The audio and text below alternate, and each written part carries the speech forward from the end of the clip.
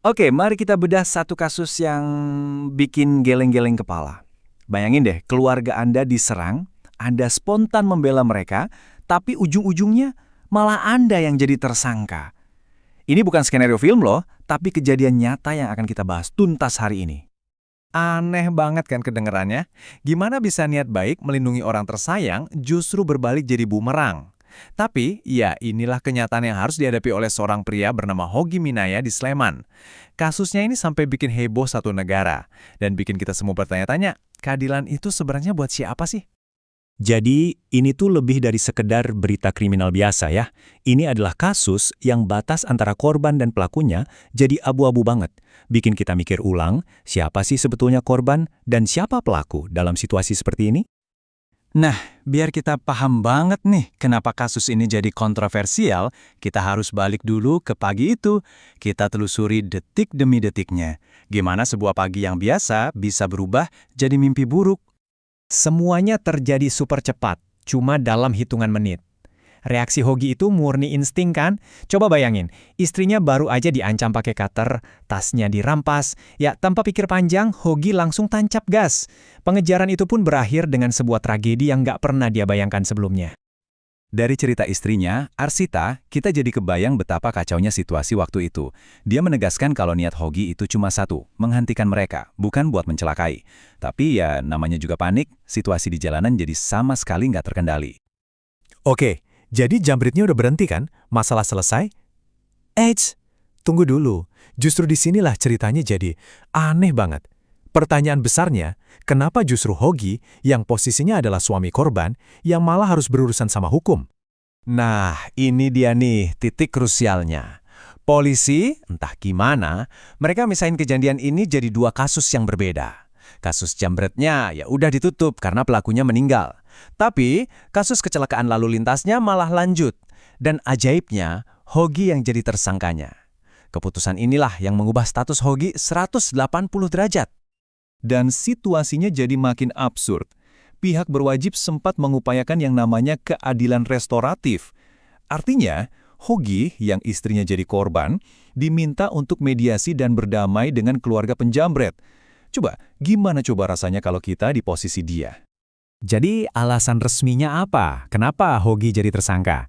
Jawabannya satu, pembelaan diri yang berlebihan. Istilah ini langsung bikin publik marah besar. Pertanyaannya, pas kita lagi panik dan nyawa mungkin terancam, emang ada ya yang namanya respons yang proporsional? Dan ini bukan main-main loh dampaknya buat Hogi. Proses hukumnya berjalan berbulan-bulan, dia nyaris masuk penjara, dan yang paling parah, dia sampai harus pakai pelacak GPS di kakinya. Seolah-olah dia ini penjahat berbahaya yang harus diawasi setiap saat. Untungnya, cerita ini nggak berhenti di ruang penyidik aja. Begitu kasusnya viral, publik langsung meledak. Kemarahan netizen ini ternyata punya kekuatan yang luar biasa, sampai-sampai memaksa institusi-institusi penting untuk ikut turun tangan. Dukungannya itu datang dari semua arah loh. Mulai dari netizen yang ramai di sosmed, terus Kompolnas yang mengkritik cara polisi menangani kasus ini, sampai puncaknya tekanan datang langsung dari DPR. Ini dia nih game changernya. Komisi 3 DPR sampai mengadakan rapat khusus dan mereka menuntut kasus ini dihentikan saat itu juga. Argumen mereka simpel tapi kena banget. Keadilan harus melihat konteksnya. Dan konteksnya adalah Hogi cuma membela keluarganya. Titik. Nah, kasus Hogi ini kan pada dasarnya memaksa kita semua buat ngomongin satu hal penting dalam hukum, yaitu prinsip notwear, atau yang biasa kita kenal sebagai pembelaan terpaksa.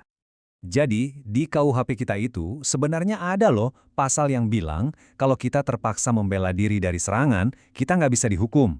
Masalahnya, interpretasi dari kata terpaksa dan seketika inilah yang seringkali jadi abu-abu dan sumber perdebatan sengit.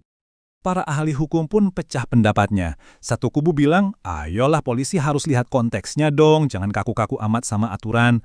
Tapi kubu satunya lagi bilang, gak bisa gitu, aturan ya aturan, biar pengadilannya mutusin secara objektif. Dua-duanya ada benarnya kan?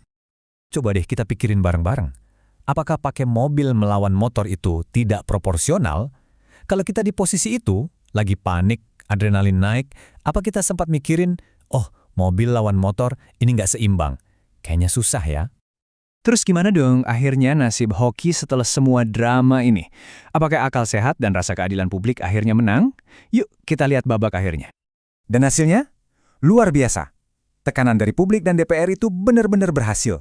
Tuntutannya dicabut, status tersangka Hoki dihapus, dan yang paling penting, pihak kepolisian dan kejaksaan sampai meminta maaf secara terbuka. Keadilan, akhirnya, datang juga buat Hoki. Kasus Hoki emang udah selesai ya, tapi pertanyaan besarnya itu masih ada dan bakal terus relevan.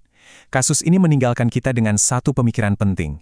Ketika kita berjuang mati-matian melindungi orang yang kita sayang, seberapa tipis sih sebenarnya garis yang memisahkan antara seorang pahlawan dan seorang pelaku? Nah, itu yang perlu kita renungkan bersama.